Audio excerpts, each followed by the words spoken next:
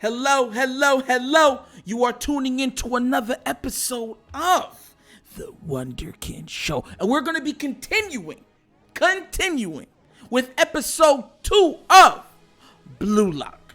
You feel me? Yeah, we're going to make sure that, and why am I covering it? Because it's sports related. That's why. You see what's up? It's right there. Look at it. So pretty much episode 2, you know what I'm saying, takes off with our, you know what I'm saying, our protagonist, Asaji, you feel me? And he's looking at homie that he just kicked in the face with the ball. Yo, it's pretty much picking up from the last episode.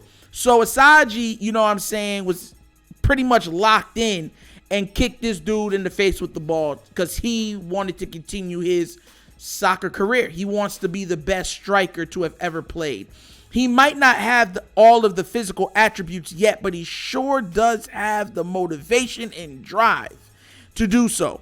So the player who is better than him, and matter of fact, the same player that he kicked in the face with the ball was the player's team that he lost to in his high school bout for nationals.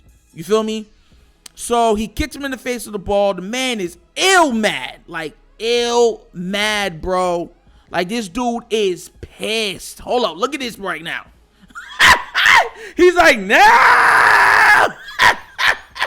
Because the guy's like, you lost. Yo, I'm going to call, his name is Jinpachi, right? But I'm going to call him Curly. And at the end of this, you'll understand why I'm calling that man Curly. But whatever. So Curly pretty much looked down, you know what I'm saying? He's like the head staff at Blue Lock. You look down at him and say, you lost. You're a loser. Get out of here. And this man, that was that man's face right there. No! So he's pissed. You feel me? And while he's going through all these emotions of him never going to be able to even try out to be a striker for the national team. Because look, they're all soccer players trying to get further in their, you know, their soccer career. So they already told him, once you lose here, you won't even get the shot to even do that. So Asaji, after kicking him in the face with the ball, was like, bro, I'm sorry, man. I just reacted. And this man gave Asaji a look like, hey, yo, I'll kill you. Look at the veins under his eyes. Yo, that's that competitive drive. Because, you know, Asaji was looking at him like, yo, bro, I'm so sorry. Because now he's feeling the repercussions of his actions, right? But to be the best, you got to beat the rest. We all know that. That's competition. This new day and age and order of everybody's a winner. Everybody gets a participation trophy. No! When you are weeding out the greats, this is what happens. When you're trying to find out who the best is, people will fall by the wayside. It just is what it is. But he was not happy at him, and he walks out, and everyone's just like, yo, dang, that's crazy, yo. Homie didn't even last a whole half an hour. Yo! But then pretty much who's left after he leaves is these guys, right? Who you really don't hear too much from in the first or second episode, outside of the training stuff. You might hear them say one or two words, and they're training. And Asaji is like measuring himself up to a lot of these guys. He's realized he's not measuring up physically to a lot of them. He's just not. And of course, this is the more of them. You know what I'm saying? You see this guy right here, Agarashi Gurumu? Yo, bro, he deserves a drop kick, bro. He deserves a drop kick. He's the one that was doing all that foolishness. And you'll see more why I say he deserves a drop kick. But I'll continue, right? And then, of course, you know what I'm saying, Bakura with these two. I call this the pretty group because these guys all got perms. This is the perm troop. Real soft, different colored hairs. Man look like he got rose-colored hair. Like, I'm going to call him Roses. But that's pretty much who's left in Group Z. Remember, this is alphabetical order. They're the last alphabet. And then, of course, Asaji and the other dude is last on the numerical. So you're broken into groups alphabetically and then broken from that alphabetically numerically. You get where I'm coming from? So that's who's left after the first dude got kicked in the face with the ball and told him he had to go. All right? So then they move on, you feel me? And listen, they all like, oh, it's going to be a long night. Let's get some sleep. You know what I'm saying? Look at this. Yo, my mans. Look at this, bro. This man, after doing what he did and being grimy the way he was being, remember, he jumped on his back, held his mouth so he could get out and everything. This man's going to sleep like this. Crotch all the way up to this man's face. Hey, yo. Bro, imagine you waking up and seeing this, bro. It could not be me. So, I mean, homie felt his hand, because look where his hand's at. So, I guess he felt his hand kind of too close to, you know what I'm saying, the family jewels. And man shut up just like this. That man shot by his sleep and said, hey, yo, pause, super pause. But anyways, he wakes up because now he's like, hey, yo, this man's tripping. You feel me? You ain't going to sleep well after that. You feel me? So he gets up to go work out a little bit, and he runs in to this guy right here, which they're pretty much one and the same. And the reason why I say they're pretty much like one and the same is because they have this crazy drive to win. It's something inside of them. Baccarat he believes he has a monster inside of him, bro. Like in this show, pretty much the ego of an athlete to be the best, in his case, is manifested literally into a monster in which he can hear and talk to. Like, I'm not even fronting, bro. Like, that drive, like what makes Kobe Bryant say, I'm the Black Mamba. Jordan say, yo, I'm Air Jordan. You feel me? Iverson saying, yo, I'm the answer. Deion saying, I'm prime time. His pretty much manifested into a being. And he could talk to his, bro. So, yeah, look at that. So, it pretty much goes back to him in his high school playing days. And he was pretty much the total opposite of Versace because he's willing to go take that shot. And his inner ego, inner demon, inner monster, whatever you want to call it, after he makes those decisions is always there. If he's right, if he's wrong, if it works out, if it doesn't, to pick him up. And that's the manifestation of the monster inside of him, bro. And he's pretty much saying, Baccarat's saying, yo, the reason why I kicked the ball to you to get homie out is because I see the monster in you too. You feel me? Versace's like, I don't got no monster. This man's crazy. I got no monster in me. And yo, listen. Baccarat looked at this man and said, hey, yo, I saw it in your eyes, bro. I saw it in your eyes. Your eyes did this weird thing, bro, like this. He said, yo, you was looking at that ball, bro, like you were looking at a girl in a sundress bent down right in front of you. That's what he was looking. Look at his eyes. He's like, he got that sundress effect. Sundress, bent down in front of you, free balling Miami. This man said, I feel powerful. So pretty much he's saying, yo, you got a monster in you too. You just don't know it yet. You haven't embraced it yet. You haven't talked to it yet. But I've embraced mine. This man said, I embraced my demons.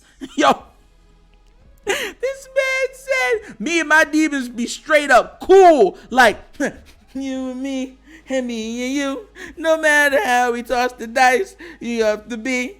The only one for me is you. And you and me, we are happy together. That's how he said him. And he made peace with his demons and he's ready.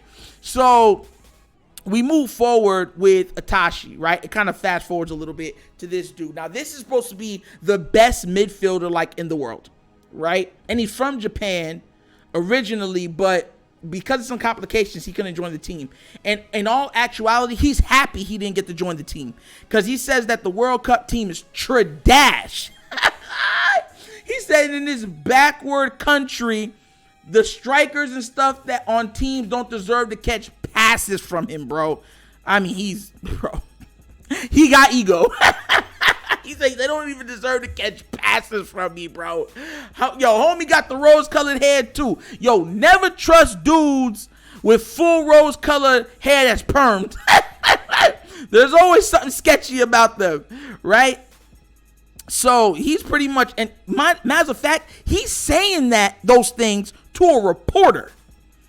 A reporter that's going to report this live on the next news station he can. He's like, I don't care. The only reason I came back here is to make sure my passport was good so I can go back and play, you know what I'm saying, somewhere else. This man said he'd rather play college Germany kids than play with the Japan team. You feel me? So he was not having it. You feel me? And then it goes to pretty much, it shows that they're having a meeting with, with the media and the Japan pretty much World Cup committee. And these two, which the main guy right there, he just cares about money, bro. He really does. But the girl, her name's Anri, and I'll be real with you, her dream, her her meaning to existence is watching her country win, not make it to win the World Cup, bro. And just to put this into perspective for some people that might not know this, right? The World Cup is the biggest sporting event in the world. Imagine the Super Bowl 100 times over. Matter of fact, that's too short. 1,000-fold more, but with multiple games. That's the World Cup. And that's what she wants. She wants excellence for her country. And look, when a woman has this look in her eyes, you know she's serious. Look at this woman's face. Look at this woman's face. She's like, I will achieve it.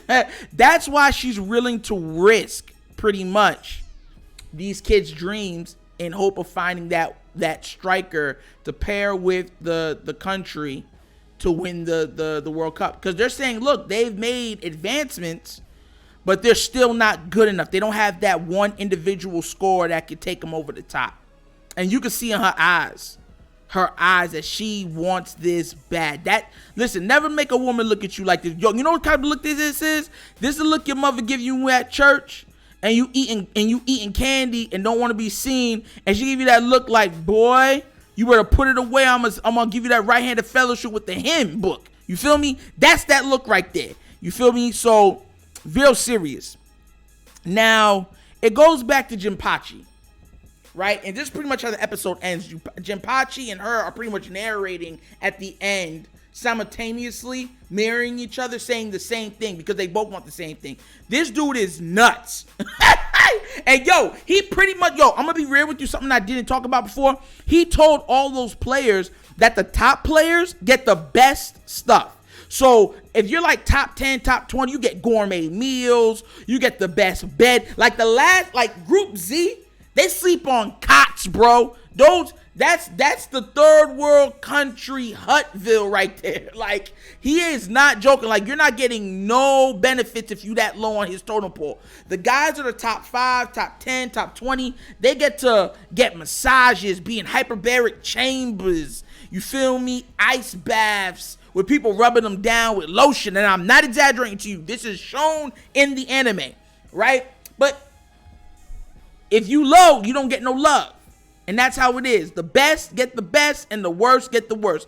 That's how the currency of this place is made up. And I'm going to be real with y'all right now. Look, I know I'm going to deviate a little bit, right?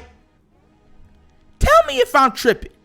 Don't this dude, and the reason why I say I call him Jinpachi, I call him Curly, don't he look like Curly from Hey Arnold, bro? Am I tripping right now? So let me get this straight. So Curly was already psycho in Hey Arnold. Because I'm a little older, you feel me? And he was crazy, so they shipped him away to a different country, most likely Japan. He grew up and fell in love with their national sport of soccer and became crazy over that. Jesus, look at this. This is, yo. It's Curly, bro.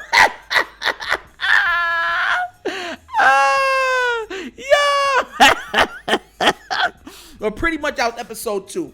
Now look, how would I rate episode 2? Is a lot more talking. Way more talking than episode 1. It was not a bad episode, but it was a lot more narration, a lot more talking, a lot more of getting to know some sub characters that are coming into the series. So what would I rank this episode? I ranked the first episode number, I gave it a 7 out of 10, which I should have gave it an 8 out of 10. So I'm changing the first episode to an 8 out of 10. I'm changing this one to a 7.1 out of 10. Still great content. It stays true to what professional sports or winning at the highest level truly entails.